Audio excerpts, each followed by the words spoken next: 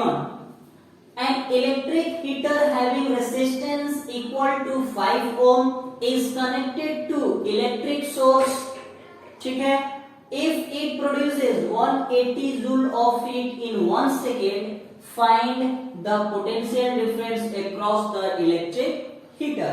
मतलब कोई एक इलेक्ट्रिक हीटर है, ठीक, जो एक इलेक्ट्रिक सोर्स यानी बैटरी या सेल से जुड़ा हुआ है, इसका रेजिस्टेंस 5 ओम है, ठीक है, और वो कितना हीट प्रोड्यूस कर रहा है, तो 180 जूल वो हीट प्रोड्यूस कर रहा है 1 सेकेंड में। तो आपको बताना है कि तो वो कितने पोटेंशियल डिफरेंस, मतलब जो ये इलेक्ट्रिक सोर्स से जुड़ा है उस इलेक्ट्रिक सोर्स का पोटेंशियल डिफरेंस कितना है, ठीक। यानी हमारा गिवन पार्ट्स में क्या क्या है, तो गिवन पार्ट्स में हमें इंच दिया है, हीट 180 जूल, ठीक है, दूसरा आर दिया है 5 ओम और टाइम दिया है 1 सेकेंड, ठीक है।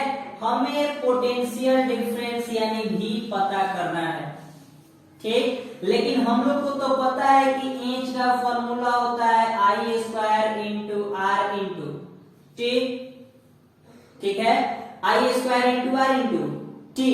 तो आप पता कीजिए, यहां से एक बार आप आई निकाल सकते हैं ना, आई तो दिया नहीं है, लेकिन यहां से आई निकाल सकते हैं आर टी और इंच का वैल्यू पुट करके, और उस आई का इस्तेमाल कर सकते हैं, और आई जो आएगा वो आई और फिर से आर, दोनों को मिलाकर इंटर रिलेट करके ओम्स लॉ वाले फॉर्मूला से भी पता कर सकते हैं। यानी इंच कितना है, देखिए 180 है, ठीक, आई स्क्वायर तो निकाल लेंगे हम लोग, आर कितना है, आर है 5, टाइम कितना है 1 सेकेंड, ठीक है। यानी यहां से क्या आ जाएगा आपका, क्या हम लिख सकते हैं, I square is equal to 180 by 5, ये कितने बार में कटेगा, 36 बार में, यानी I is equal to under root 36, यानी I is equal to 6 ampere, ठीक है। प्लस माइनस 36 आएगा तो मैथ वाला लॉजिक सुनना, माइनस में थोड़ी ना होगा, -6 एम्पियर करंट सुने नहीं ना, प्लस ही में होगा, तो कितना होगा, I is equal to 6 ampere. अब हमें करंट निकल गया, तो जब करंट निकल गया तो क्या ओम्स लॉ से आप भी का फॉर्मूला पढ़े हैं, I इंटू आर, ठीक है, I कितना आ गया हमारा 6, R कितना है 5 मल्टीप्लाई 5 यानी V is equal to 30 volt, ये हो गया आंसर, ठीक। नहीं तो एक डायरेक्ट हम फॉर्मूला बना सकते हैं, क्या, H is equal to I square into R into T होगा इस ओम्स लॉ से। यहां से ध्यान दीजिएगा, क्या यहां से हम लोग आई का लिख सकते हैं V बाई आर, आई का फॉर्मूला V बाई आर, आई का वैल्यू आ गया V बाई आर, क्या यहाँ आई का वैल्यू V बाई आर रख सकते हैं, तो H is equal to V by R यानी V square by R square into R into T, एक आर से एक आर कटेगा, यानी H is equal to V square by R into T. इस फॉर्मूला पर भी डायरेक्ट बनाएंगे तो आ जाएगा, इंच रखेंगे 180, ठीक है, V स्क्वायर तो निकालना ही रहेगा, R हमारा दिया है 5, टाइम दिया है 1, वहां से भी बनाइएगा वहीं आने वाला है। अगर बनाना चाह रहे तो पुट करके देखिए, यहां से देखिए क्या है, इंच 180, V स्क्वायर हमें निकालना है, R कितना है हमारे पास 5 है, टाइम कितना है 1 है, ठीक। यहां से हम लोग V square is equal to 180 into 5 लिख सकते हैं, 18×5 90 यानी V square is equal to 900 हो जाएगा, तो V इज इक्वल टू क्या होगा, 30 नहीं होगा, 30 वोल्ट, यानी पोटेंशियल डिफरेंस यहां से भी 30, तो ये direct formula 52। How much heat will an 52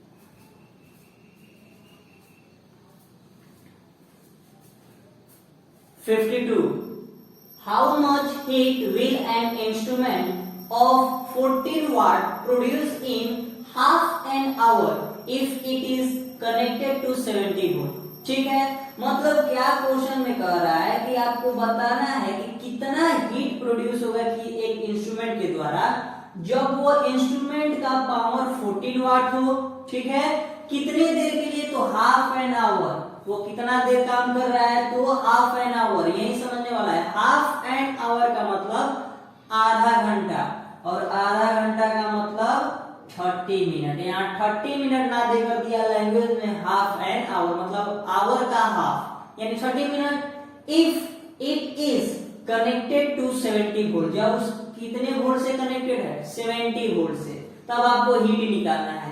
यानी गिवन में क्या क्या है हमारे पास, तो गिवन में हमारे पास वोल्टेज है 70 वोल्ट, पोटेंशियल डिफरेंस, ठीक है।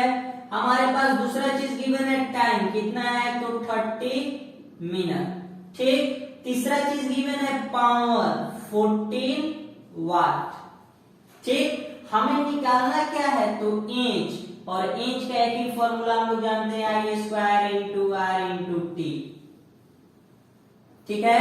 तो हमें आई चाहिए, आर चाहिए, टी चाहिए, नहीं तो आर है नहीं आई है, केवल और केवल टी हमारा क्वेश्चन में गिवन है, तब इंच कहां से निकलेगा भाई। लेकिन हमारे पास पावर गिवन है, और इस पावर का फॉर्मूला हम लोग जानते हैं क्या, P इज इक्वल टू होता है V इंटू आई। तो क्या V गिवन है क्वेश्चन में, क्वेश्चन में V गिवन है 70, पावर गिवन है 14 गिवन है, क्या I निकाल सकते हैं, निकाल सकते हैं। तो यहां से I का फॉर्मूला क्या हो जाएगा, P बाई V, पावर कितना है 14, वोल्ट कितना है 70, तो 7 दूनी और 7 10 से 70, ठीक, यानी 0.2 एम्पियर। यानी क्या आ गया, यहां से हम लोग लिख सकते हैं ना कि I is equal to 0.2 ampere, ठीक है। यानी हमारे पास क्वेश्चन के अनुसार, अकॉर्डिंग टू क्वेश्चन, हमारा I तो निकल गया, जो फॉर्मूला पुट करना है, I आ गया, T आ गया, अब R चाहिए ना। तो R क्या, हम लोग यदि ओम्स लॉ पर जाएं, किसके अकॉर्डिंग जाएं, ओम्स लॉ से, तो ओम्स लॉ हमारा कहता है कि R is equal to V by I, V is equal to I into R होता है, यानी R का वैल्यू V बाई आई हो जाएगा। क्या वोल्टेज हमारे पास है 70, क्या I निकाले हैं, अभी निकाले तो R नहीं निकाल सकते हैं, यानी R इज इक्वल टू क्या हो जाएगा, V बाई आई। V कितना है, देखिए V 70, I कितना है 0.2, यानी 2 और ऊपर चला जाएगा 10, यानी R इज इक्वल टू कितना हो गया, ये कटेगा 35, यानी 350 क्या है, ओम हो जाएगा, रेजिस्टेंस है। तो अब क्या हम इस फॉर्मूला का इस्तेमाल करके इंच नहीं पता कर सकते, अब इससे आसान भी कुछ चीज है, क्या पुट करना है, मल्टीप्लाई करना है, इंच आई स्क्वायर, आई निकाल चुके हैं 0.2, यानी 0.2 का स्क्वायर इंटू आर, वो भी निकाला जा चुका है 350, टाइम 20 मिनट, टाइम किसमें होता है, सेकेंड में, तो पहला काम होगा इसको सेकेंड में चेंज करना। क्या 30 मिनट को 60 से मल्टीप्लाई करेंगे, सेकेंड में चेंज हो जाएगा, ये भी हो गया। तो क्या करते हैं हम लोग, यहाँ पर जो मल्टीप्लाई करेंगे इसमें 30 इंटू 60 कर दें, टाइम 30 इंटू 60, अब सबको मल्टीप्लाई कर दीजिए, तो इंच इज इक्वल टू, ये क्या होगा 4/100 बोला जा सकता है ना, मल्टीप्लाई इसको रखिए 35 इंटू 18, ठीक, मल्टीप्लाई 0 कितना लोगे, यहाँ से 2 और यहाँ का 1, यानी 1 2 3 0, 2 0 से 2 0 कटेगा, ठीक है। अब आपका काम होगा ये क्या करना, मल्टीप्लाई करना, करिए, नहीं आता है तो कितना हो गया 35 इंटू 4 कर दीजिए, 20 की 0 में 2, 12 13 14, ठीक, इतना तो आ गया। उसमें 18 से मल्टीप्लाई कर दीजिए, तो कितना 0 2 3 11, 0 4 1, 0 2 5 और 2, 2520, 2520 मल्टीप्लाई किए, इंच इज इक्वल टू 2520, और यहाँ का एक 0 किसमें आ गया, जूल में आंसर, ठीक है। 53, consider the given circuit diagram, R1 is equal to R2, R2 is equal to R3, R3 equal to R4, R4 is equal to R5, and R5 is equal to 3 ohm. Find the equivalent resistance. Given circuit है, given circuit का खास बात यह है कि इसमें total 5 equal resistance है जो 3 ओम के इक्वल है। ठीक है, सर्किट में साफ दिखाई दे रहा है, एमीटर है, सेल है, ये 5 रेजिस्टर्स है R1, R2, R3, R4 और R5। हमें R इक्विवेलेंट पता करना है कि टोटल R सर्किट में कितना है। ठीक, इसके लिए हमारे पास एक ही फंडा है, हम पहचानेंगे कि कौन सा रेजिस्टर सर्किट में किस तरह से कंबाइन है। सीरीज में तो सीरीज वाला फॉर्मूला, पैरेलल है तो पैरेलल वाला फॉर्मूला। ठीक है, वो पहचानने के लिए हमारे पास एक ही चीज है, करंट को पास करा के पता कर सकते हैं कि कौन रेजिस्टर सीरीज में और कौन रेजिस्टर सर्किट में है। तो करंट पास कराइए, करंट पास कराने का प्लस से माइनस जाएगा, यहां से करंट जाएगा, तो सपोज करेंगे करंट हमारा आई पास कर रहा है। ठीक है, तो R5 के पास करंट आई नहीं जा रहा होगा, यहां तक करंट तो आ ही आया होगा, लेकिन यहां से करंट दो पार्ट में बटा होगा, एक इस साइड और एक इस साइड जा रहा होगा। तो सपोज करते हैं कि यहाँ पर करंट I1 गया और यहाँ पर करंट I2 गया, दो पार्ट्स में करंट I बट गया। ठीक है, तो R4 के पास तो करंट I2 नहीं आएगा, लेकिन R3 के पास करंट I1, यहां तक करंट I1 आया है। ठीक है, यहां तक जो करंट I1 गया, यहां से टर्न लिया है, दो बटा थोड़ी ना है, केवल टर्न लिया, यानी यहां भी करंट कितना आया, I1 ही आया है। यानी R3 के पास और R2 के पास करंट I1 ही है। ठीक है, यहां तक करंट क्या आया, I1 ही आया, और यहां तक करंट यहां से I2 आ रहा है। फिर ये दोनों मिलेगा, यहाँ पर देखिए मिल रहा है ना, यानी दोनों मिलकर फिर कहां से I बटा था I1 I2 में, तो दोनों मिलकर फिर I करंट आ जाएगा। यानी बटा कहां पर, तो यहां पर I1 और I1, R3 और R2 दोनों के पास I1 करंट, यानी दोनों का दोनों सीरीज में। ठीक, यानी पहला देखते ही हमें पता चला कि I2 and R3 in parallel, sorry in series, दोनों किस में है, सीरीज में। तो क्या यहां से हम R सीरीज निकाल सकते हैं, R2 प्लस R3, दो सबका वैल्यू तो 3 ही था, तो 3 प्लस 3 यानी 6 ओम। ठीक, यानी हम कह सकते हैं ना कि इन दोनों सर्किट के रेजिस्टर्स के बदले, इन दोनों के बदले हमने एक नया रेजिस्टेंस का वैल्यू पता किया जो किसके इक्वल है, तो 6 ओम के इक्वल है। ठीक, ये क्या हम लोग ले किए हैं, RS निकाले हैं। RS कितना हो गया, 6 ओम, दोनों का सम 6 ओम के इक्वल हो गया। अब बताइए, ये जो यहाँ तक करंट I आ रहा था, ये करंट अभी भी दो पार्ट में बढ़ रहा था, ये I1 वाला था और ये I2 वाला था। ये I1 अब RS से पास करेगा, यहाँ तक कौन सा करंट आया होगा, I1 ही, लेकिन यहाँ पर दोनों मिलकर I बना दिया। अब क्या I4 के पास I2 और RS के 6 ओम वाले के पास I1 गया, दोनों के पास अलग अलग करंट, यानी दोनों पैरेलल में, यानी कह सकते हैं ना कि R4 एंड ये जो RS हम लोग निकाले हैं, ये दोनों का दोनों किस में है, पैरेलल में है। और जो दोनों पैरेलल में है तो RP क्या, R4 इंटू RS बाई, ठीक, R4 प्लस RS होगा। R4 का वैल्यू कितना है, 3 है, RS का वैल्यू कितना है, 6 है, और यहाँ पर दोनों का सम 3 प्लस 6 यानी 3 इंटू 6 बाई 6 3 9, तो 3 3 जा 9 और 3 2 जा 6, यानी RP कितना आ गया, 2 ओम आ गया। ठीक है, यानी इन दोनों का सम कितना आ गया आपका, 2 ओम के इक्वल। यानी अब ये दोनों रेजिस्टेंस के बदले हम लोग अब एक नया रेजिस्टेंस लगा सकते हैं इस तरह से, इसका वैल्यू किसके इक्वल आ गया, 2 ओम, और ये हम RP निकाले हैं। ठीक है, RP हमारा 2 ओम। अब जो ये करंट I पास कर रहा था, यहाँ से अभी भी I, अब दो पार्ट्स कहां से बटेगा, सेम I, यहाँ पर सेम I और यहाँ भी सेम I, यानी अब R5, RP और R1 तीनों का तीनों सीरीज में, यानी कह सकते हैं अब कि R5, ठीक, RP and R1 are in series. ठीक, जब सीरीज में आ गया तो अब हम R इक्विवेलेंट पता करेंगे, तो क्या R5 plus RP plus R1 के इक्वल होगा। R5 कितना है, सब 3 के इक्वल था, RP हमारा भी 3, ये सॉरी ये RP है ना, RP, ठीक है। ये स्मॉल r1 है।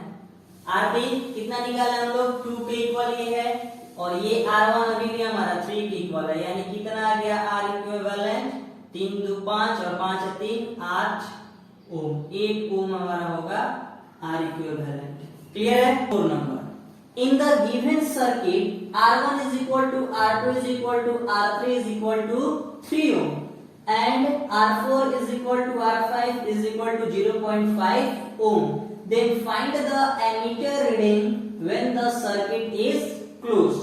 सर्किट गिवन है आपका, ठीक। सर्किट में टोटल 5 रेसिस्टर्स है r1 r2 r3 r4 and r5, जिसमें r1 r2 r3 तीनों का तीनों 3 ओम के इक्वल है। R4 एंड I5 ये दोनों आपका 0.5 ओम के इक्वल है। तो अब आपको बताना है कि इसमें एमीटर रीडिंग कितना है। एमीटर किस चीज को रीड करता है, किस चीज को मेजर करता है? करंट को करता है ना, यानी आपको क्या निकालना है? I निकालना है। एमीटर किसको रीड करता है? करंट को मेजर करते रीड करता है, यानी हमें क्या निकालना है? I पता करना है इस सर्किट का।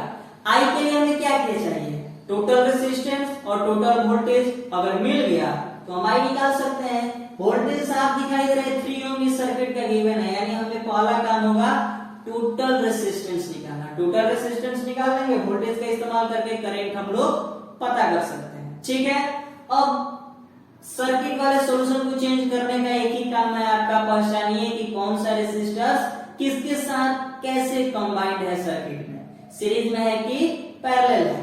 फिर काम वही, पास करेंगे करंट, यहां से करंट I पास कर रहा है सपोज किए, क्योंकि प्लस से माइनस जाएगा इस तरह से, ठीक। प्लस की तरफ जा रहा था, यानी R4 के पास करंट आई गया, यहां तक करंट आई नहीं आया होगा, यहां से करंट दो भाग में बट गया। मान लीजिए यहाँ पर करंट हमारा I1 गया और यहाँ पर करंट I2 गया, ठीक है। करंट I1 और करंट I2, ये करंट इस तरह से जो I2 वाला है यहाँ तक गया होगा, यहाँ से टर्न लिया होगा सेम करंट, क्योंकि वायर तो सेम है, दो पार्ट में थोड़ी ना बट रहा है कि डिवाइड होगा। टर्न लिया केवल, यानी I2 के पास भी करंट कितना आया? I2 ही आया होगा, ठीक। यानी यहां तक करंट आया I2 और ये करंट I1 तो आ ही रहा है, ठीक है। तो ये I बटा था, जो I करंट यहां से जा रहा था, ये I1 I2 पार्ट में बटा था, और फिर से दोनों I1 I2 मिलकर किस में चेंज हो जाएगा? I में चेंज हो जाएगा, ठीक, चेंज हो जाएगा ना, क्लियर है। और फिर ये कहां पर आएगा? ये मत सोचिएगा, किसी के मन में ऐसा सवाल नहीं उठना चाहिए कि ये I1 जो है ये ऊपर क्यों नहीं जा रहा है, नीचे ही क्यों आ रहा है, ठीक है। और ये I2 फिर से इधर क्यों नहीं है, नीचे क्यों जा रहा है? क्यों? क्योंकि करंट हमेशा पॉजिटिव से निकलता है और नेगेटिव में इंटर करता है। तो खुद से जरा बताइए कि यदि पॉजिटिव से निकला है इस पाथ से करंट I2, तो यहाँ पर अगर ये पाथ लेगा तो क्या ये पहुंच पाएगा माइनस के पास? यहाँ से आएगा प्लस ही के पास आएगा, जो गलत हो जाएगा फ्लो ऑफ करंट। लेकिन ये अगर I1 ऊपर चला जाए तो ऊपर जाएगा तो फिर ये प्लस के पास जाएगा, ये भी गलत है। ये कब I1 माइनस के पास जाएगा? जब इस पाथ को कैरी करेगा। ये I2 कब माइनस के पास जाएगा? जब इसी पाथ को कैरी करेगा। यानी I1 भी नीचे आएगा, I2 भी नीचे आएगा। जब दोनों मिलेगा तो फिर से I करेंट। दिखाई क्या हमें दिया कि R1 के पास भी I2 करंट, R2 के पास भी I2 करंट, यानी दोनों का दोनों सीरीज में। यानी हमें दिखाई दिया कि R1 एंड R2 किसमें आ गया? सीरीज में आ गया, क्योंकि दोनों के पास सेम करंट था I1। यानी हम लोग RS निकाले तो R1 प्लस R2 कर देंगे, R1 R2 सबका सब 3 के इक्वल है, यानी 6 ओम। किसका? RS का। R1 R2 का वैल्यू आ गया 6 ओम। ये R1 था, ये R2 था, दोनों का वैल्यू 6 ओम। यानी कह सकते हैं ना कि अब इन दोनों के बदले हम एक रेजिस्टेंस लगाएंगे 6 ओम का, इस तरह से।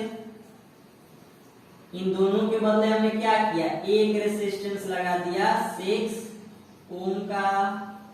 ये हो गया RS 6 ओम। अब दोनों के बदले हमारा एक लग गया, ठीक है।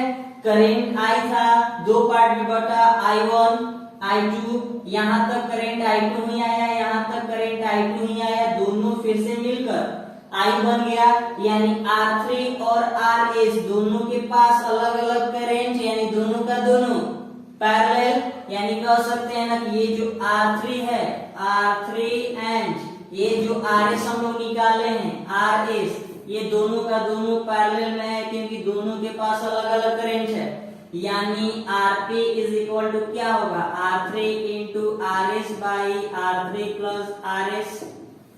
ठीक है, R3 किसके इक्वल था, ये भी 3 के इक्वल था, RS हमारा 6 के इक्वल आया, ये 3 प्लस 6 हो जाएगा।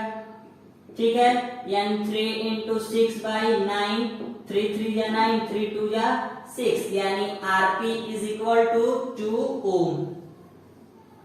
ठीक, यानी अब हमारा R3 और RS का सम किसके इक्वल आ गया, 2 ओम के इक्वल, यानी इन दोनों रेजिस्टेंस के बदले हम लोग एक नया रेजिस्टेंस लगाएंगे जिसका वैल्यू किसके इक्वल होना चाहिए, 2 ओम के इक्वल होना चाहिए।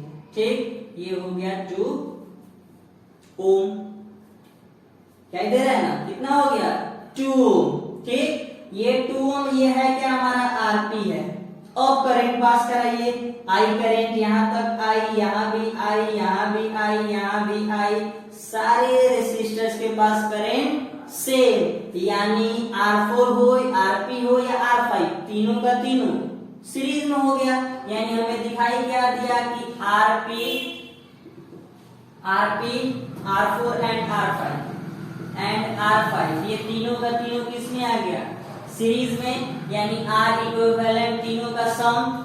Rp कितना है, Rp ध्यान दीजिए 2 ओम है, 2 R4 R5 0.5, यानी 0.5 प्लस 0.5, यानी आप R इक्विवेलेंट निकालिएगा तो आएगा 3 ओम।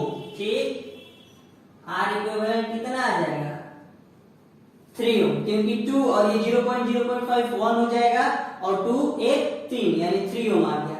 हमें करंट बताना था, हमें क्या बताना था, सर्किट का टोटल एमीटर रीडिंग यानी करंट बताना था। करंट के लिए हमारे पास फॉर्मूला है I is equal to V by R, voltage 3, resistance 3, कितना आ गया, I is equal to 1 ampere. Clear है सबको? लास्ट क्वेश्चन एक देख लीजिए इसका सॉल्यूशन। ठीक, अच्छा क्वेश्चन है आपके सर्किट वाले से कि आपको बताना है, सर्किट गिवन है आपके पास, find total resistance and total current in the given circuit. दिए गए सर्किट में आपको टोटल रेजिस्टेंस और टोटल करंट इसका पता करना है। वोल्टेज गिवन है, ठीक है, तो वोल्टेज की हेल्प से आप करंट निकाल सकते हैं, लेकिन उससे पहले आपको क्या निकालना होगा, टोटल रेजिस्टेंस निकालना होगा। ठीक है, तो टोटल रेजिस्टेंस निकालने के लिए फिर हमारा काम वही होगा कि यदि हम लोग इस कंसेप्ट को समझ जाते हैं कि जो रेजिस्टेंस है सर्किट में वो पैरेलली है कि आपके सीरीज में कंबाइंड है, पैरेलली कंबाइंड है, पैरेलली सीरीज में कंबाइंड है, सीरीज वाले फार्मूला से हम लोग सॉल्व करेंगे। कैसे भी करके पहला आपको R इक्विवेलेंट निकालना है, दूसरा वहां से वोल्टेज का इस्तेमाल करके करंट निकालना है। ठीक है, लेकिन इसके लिए अब तक जितना भी आप सर्किट वाला क्वेश्चन आपको हम बताए हैं उससे थोड़ा हाई लेवल का है। ठीक है, क्योंकि ये बेसिकली आपका 12th क्लास के बेसिस पर चला जाता है। जो 12th क्लास है उसमें आप जब पढ़िएगा 12th क्लास में इलेक्ट्रिक करंट चैप्टर, तो वहां आपको मिलेगा फिर से पैरेलल सीरीज कॉम्बिनेशन सर्किट का सॉल्यूशन। ठीक है, इस तरह का क्वेश्चन आपको मिलेगा, वहां पर इस तरह का क्वेश्चन जनरल देखा जाएगा। ठीक है, तो उस लेवल में इसलिए थोड़ा आपको हार्ड लगेगा, लेकिन आपके लिए इजी है। कैसे, अगर इस क्वेश्चन में देखा जाए हमारा, तो जो वाई ये हमारा वोल्टेज है सेल, ठीक है, तो ये सेल यहां से आया इस पॉइंट तक। ठीक है, ठीक, ये पॉइंट एक इसका यहां तक है, यहां पर, यानी मेन जो रेजिस्टेंस है हमारा वो इन्हीं दो पॉइंट के बीच में ना है। जो मेन रेजिस्टेंस, जितना भी रेजिस्टर्स है हमारी सर्किट में 10, 20, 30, ये इस पॉइंट और इस पॉइंट के बीच में है, इन्हीं दो पॉइंट से हमारा बैटरी आकर जुड़ा हुआ है सेल। ठीक है, यदि मान लीजिए इसको हम हटा दें इस तरह से, यानी हम लोग अब इस सर्किट का टोटल रेजिस्टेंस बता सकते हैं ना, बात वही है। इसको हम लोग केवल लिए ताकि हम पता कर सके करंट कैसे जा रहा है या सेल या बैटरी में कैसे कनेक्ट होगा, हम लोग को करंट निकालना, इसलिए इसको कनेक्ट कर दिया। ठीक है, तो मान लीजिए यहां से करंट हमारा गया। ठीक, देखिए सर्किट में इसमें थोड़ा सा आपको क्या जानने वाला है, यहां से करंट गया ना, कंफ्यूजन यहाँ है कि यहाँ से दो पार्ट में बटेगा, दो पार्ट में बटा तो करंट यहाँ पर गया, कुछ I1 गया और यहाँ पर करंट I2 गया। ठीक, ये I1 करंट यहाँ से गया, फिर दो पार्ट में बटा, बटा कि नहीं बटा, यहाँ से देखिए एक इधर जाएगा और यहाँ से I1, तो I1 खुद दो पार्ट में बढ़ गया। तो मान लीजिए यहाँ पर आ गया आपका I1 डैश और यहाँ पर आ गया I1 डबल डैश। ठीक है, इस रेसिस्टर के पास गया I1 डैश और इसके पास गया I1 डबल डैश। अभी ये I2 आ रहा है, ये I2 आ रहा है, आ रहा है, आ रहा है। अब बोलिएगा ये भी दो पार्ट में बटेगा? दो पार्ट में नहीं, ये दो पार्ट में नहीं बटने वाला। क्यों? क्योंकि अब आप एक बात बताइए, क्या इस वायर में कोई रेसिस्टेंस है? एक भी रेसिस्टेंस लगा है? नहीं है। तो ये वायर वायरलेस है, ये वायर मीनिंगलेस है, इसका कोई मतलब ही नहीं। ये रहे ना रहे उससे कोई फायदा है? अगर मान लीजिए इसका काम बस इतना है कि मान लीजिए हम लोग का ये स्विच है, ठीक है, गौर का बात कर, इस स्विच में हम लोग क्या किए, हम लोग का एक वायर लिए, यहाँ पर हम लोग का बल्ब है, हमें इस बल्ब को ग्लो कराना है। ठीक, अगर इस वायर को हम लोग यहाँ से लाकर कनेक्ट कर दे, बल्ब ग्लो करने लगेगा। ठीक है, लेकिन यहाँ से हो रहा है, अब एक आए पागल आदमी और इस तरह से इसको कट करे, करना ही हम यहाँ से तार जोड़ेंगे, इस तरह से तार को घुमा कर लेकर आ रहे हैं और यहाँ पर जोड़ रहा है, ये भी बल्ब ग्लो करेगा, करेगा ना। यहाँ से जो यहाँ तक का तार था वो भी बल्ब ग्लो करा रहा था, अब ये जो जोड़ दिया वो भी बल्ब ग्लो कराने लगा। लेकिन क्या इसका कोई फायदा है? इतना लगाने से क्या फायदा? कोई फायदा है थोड़ी ना। अगर इतने वायर के बदले हम इसको कट करें, छोटा सा वायर का इस्तेमाल करें, इन दोनों को कनेक्ट कर दे, फिर भी हमारा बल्ब जलेगा ही जलेगा। क्यों? क्योंकि इसके बीच में तो कोई और रेसिस्टेंस था नहीं, हीटर बल्ब दूसरा लगाए नहीं थे कि इससे प्रॉब्लम होने वाला है। वही काम इस पॉइंट में और इस पॉइंट में कोई अंतर है? अगर हम लोग ये पॉइंट ए माने और ये पॉइंट बी माने, तो यहाँ का जो रेसिस्टेंस है ये 30 ओम का, ये 30 ओम वाला एक्चुअल में इस पॉइंट पर नहीं जुड़ा है। कहां पर जाकर जुड़ा है? बी वाले में, क्योंकि ये वायर तो बड़ा है। यहां से देखो, ये जो 30 ओम वाला है इस तरह से 30 ओम, ठीक है, तो यहाँ पर जुड़ा है थोड़ी ना, ये यहाँ पर इस तरह से गया है और वहां पर जाकर जुड़ा है। क्योंकि हम लोग पढ़े थे पैरेलल वाला में, दो पॉइंट्स के बीच में हमेशा कनेक्टेड होता है रेसिस्टर्स, ठीक है, या इंड टू इंड कनेक्टेड होगा। तो इसका इंड ये वाला है, तो इसका इंड ये है नहीं, ये वाला अभी भी कंटिन्यू है, क्योंकि इसमें बीच में रेसिस्टेंस ही नहीं है, ये इसी का वायर है। ठीक, यानी ये भी इसी से जुड़ा है। क्लियर है? अब इसका बात कर लिया जाए, तो ये भी इसी से जुड़ा है, ये वाला भी इस पॉइंट से थोड़ी ना जुड़ा है। यहाँ पर कोई रेसिस्टेंस, अगर यहाँ रेसिस्टेंस होता तो इसका ये इंड होता, लेकिन ये जो पॉइंट है ये कोई पॉइंट ही नहीं है फिक्स, इस रेसिस्टर्स का भी यही वाला पॉइंट है। समझ में आ रहा है? यानी ये भी पॉइंट आपका ये रेसिस्टर्स में जाकर यहीं पर जुड़ा हुआ है, यानी जो 30 ओम दिखाई दे रहा है यहाँ पर जुड़ा, ये एक्चुअल में से जुड़ा नहीं है। ये जो 20 ओम है ये इस तरह से 20 ओम आया, अगर इसको यहाँ जोड़े, यहाँ जोड़े या यहाँ जोड़े, कोई अंदर पड़ने वाला है थोड़ी ना, बल्ब तो वैसे ही ग्लो करेगा। तो हम लोग दिखा दिए आपका सर्किट में, यहाँ दिख रहा था कि आप कंफ्यूज हो जाए कि यहाँ से बढ़ रहा है करंट, एक्चुअल में ये करंट नहीं बढ़ेगा। ये पॉइंट कहाँ होना चाहिए? ये यहाँ पर कनेक्ट करें, या इस पॉइंट को इस तरह से लाकर जोड़ दे, कोई अंदर पड़ने वाला है? नहीं पड़ने वाला है। ये वायर केवल शो कर रहा है कि हाँ उस पॉइंट से हमारा जुड़ा हुआ है। तो जो हमारा सर्किट गिवन है, अगर हम लोग इसका एक्चुअल शेप बनाए इजी के लिए, कैसे बनाएंगे वो ध्यान दीजिएगा, कैसा इसका शेप हो जाएगा। ठीक है, तो इसका शेप अपने आप देखिए कैसे हो जाएगा। देखिए पॉइंट से, ये पॉइंट ये था, उसको हम सॉल्व लगा देंगे उसी तरह से। ठीक है, ये आपका 10 ओम है, ये आपका 20 ओम है। ठीक, इसको पॉइंट ए माने हैं और इसको पॉइंट हम लोग बी माने। ये वाला 30 ओम वाला एक पॉइंट ए से जुड़ा है ना, पॉइंट ए से जुड़ गया, इसको लगा दिए, पॉइंट ए से ये जुड़ गया। ठीक, ये यहाँ पर थोड़ी नहीं जुड़ा है, ये अभी भी कंटिन्यू है, कहां तक गया है? पॉइंट बी तक। इसको डायरेक्ट पॉइंट बी तक जोड़ सकते हैं ना।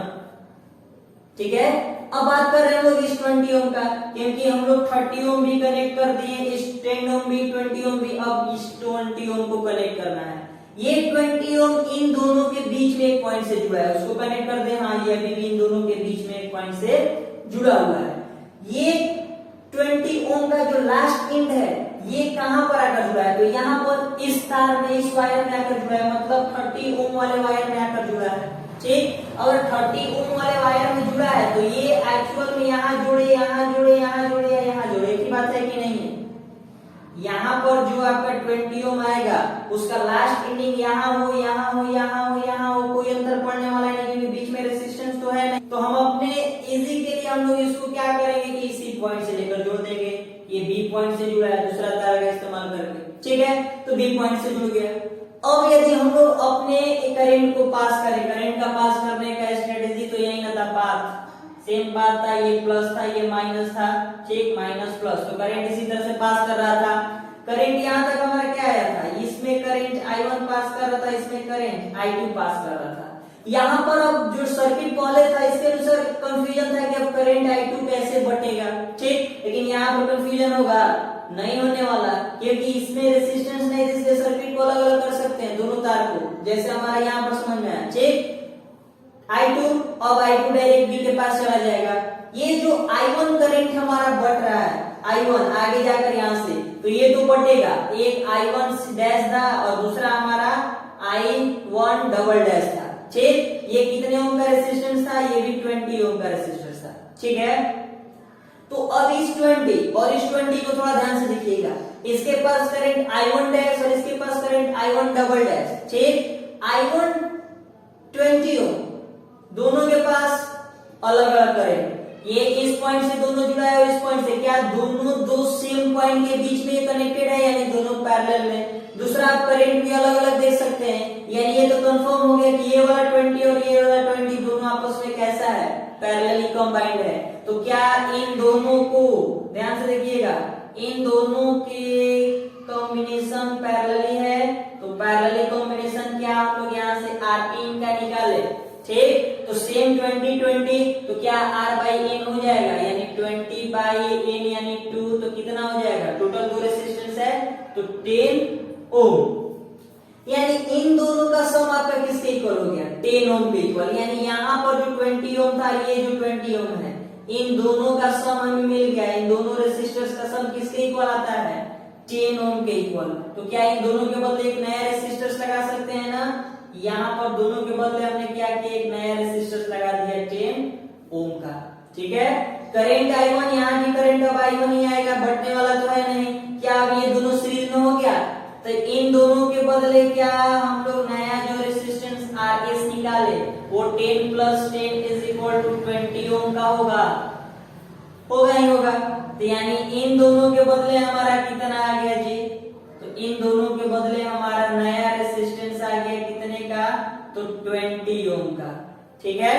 नया 20 ओम जो करंट यहाँ से पास कर रहा था, यहाँ से करंट I करंट, ठीक है, ये करंट I1 में बटा था और I2 में बटा था, दोनों I1 गया पॉइंट B के पास, I2 भी पॉइंट B के पास। A B में दो रेजिस्टर्स है, दोनों के पास अलग अलग करंट है, ये दोनों पैरेलल, यानी इन दोनों का सम अब निकालेंगे पैरेलली में, तो दोनों का सम हमारा R इक्विवेलेंट देगा पैरेलल का केस, तो 20 इंटू 30 बाई 20 प्लस 30, यानी 20 इंटू 30 बाई 50, 0 से 0 5 4 जा 12 आ गया 12, तो 12 क्या आया, तो हमारा R इक्विवेलेंट आ गया यहाँ से 12 ओम, ठीक है। टोटल मिल गया, हमें करंट चाहिए, पहला तो मिल गया। अब करंट का बात किया जाए तो I इज इक्वल टू क्या, V बाई R हो जाएगा। वोल्टेज टोटल कितना था, वोल्टेज 12 था, तो 12 रेजिस्टेंस टोटल कितना आ गया 12, यानी 12 बाई 1 यानी 1, यानी I is equal to 1 ampere आ गया आपका करंट।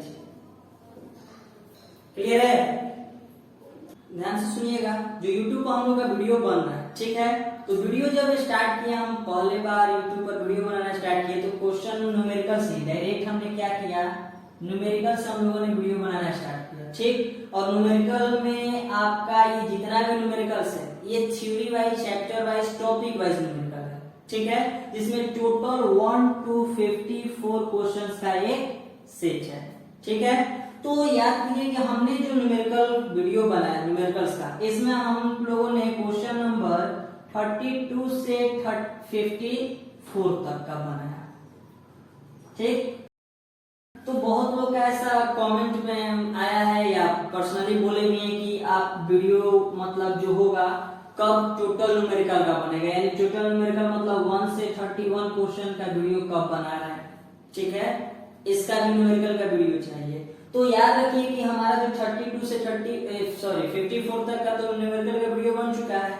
अगर हम लोग न्यूमेरिकल का बात किया जाए तो न्यूमेरिकल ज्यादातर ये वीडियो उन्हीं को अच्छा लग रहा होगा जो थ्योरी हमसे पढ़े हुए हैं, ठीक है, जो इलेक्ट्रिसिटी चैप्टर का थ्योरी हमसे पढ़े हुए उनको तो वीडियो अच्छा लग रहा होगा क्योंकि उनको समझ में आ रहा होगा, जो फार्मूला का इस्तेमाल कर रहे हैं, जो चीज हम पॉइंट बोल रहे हैं कि ये आपको बताया गया है, ये आप पढ़े हैं, इसका ये होता है, पैरेलल में ये होता है, सीरीज में ये होता है, इसका ये फार्मूला होता है, तो ये सब उनको ज्यादा अच्छा लग रहा है जो थ्योरी पढ़े हुए हैं, ठीक। तो याद रखिएगा कि अगले स्टार्ट से 1 से 2 दिन में, ठीक है, जैसे ये वीडियो अपलोड हुआ अगले 1 से 2 दिन में हम लोग इलेक्ट्रिसिटी चैप्टर फिर से, ठीक है, इलेक्ट्रिसिटी चैप्टर का थ्योरी हम अपलोड करना स्टार्ट करेंगे पार्ट बाय पार्ट, ठीक, मतलब इलेक्ट्रिसिटी चैप्टर का जो थ्योरी है topic wise part by part हम वीडियो उसमें अपलोड करते जाएंगे और जिस टॉपिक पर न्यूमेरिकल होगा उसमें से इसमें से 1 से 31 उसमें क्वेश्चन है, ठीक है, उस थ्योरी का न्यूमेरिकल आपका का वीडियो भी अपलोड होते रहेगा। यानी मान लीजिए टॉपिक पढ़े हम लोग पोटेंशियल डिफरेंस, ठीक, तो पोटेंशियल डिफरेंस पहले थ्योरी पढ़ लेंगे, थ्योरी का वीडियो जाएगा, अगले दिन आपका इस क्वेश्चन में से पोटेंशियल डिफरेंस का जितना भी क्वेश्चन होगा क्वेश्चन नंबर वाइज हम उसका वीडियो अपलोड कर देंगे, ठीक। अगला टॉपिक मान लीजिए पार्ट में पढ़े हम लोग पोटेंशियल डिफरेंस के पास करंट, इलेक्ट्रिक करंट, ठीक, तो इलेक्ट्रिक करंट जैसे ही 1 से 31 में जो भी इलेक्ट्रिक करंट का क्वेश्चन होगा वो आपका वीडियो उसका अपलोड हो जाएगा। यानी अब थ्योरी साथ numerical, theory numerical, theory numerical, इस 32 to 54 में ज्यादातर हम लोग का क्वेश्चन पावर से रिलेटेड होगा, एनर्जी से रिलेटेड होगा, हीट से रिलेटेड होगा और थोड़ा बहुत हमारा कॉम्बिनेशन से रिलेटेड है। इसमें 2 ही लास्ट क्वेश्चन था, ठीक है, ये 53 और 54 और पीछे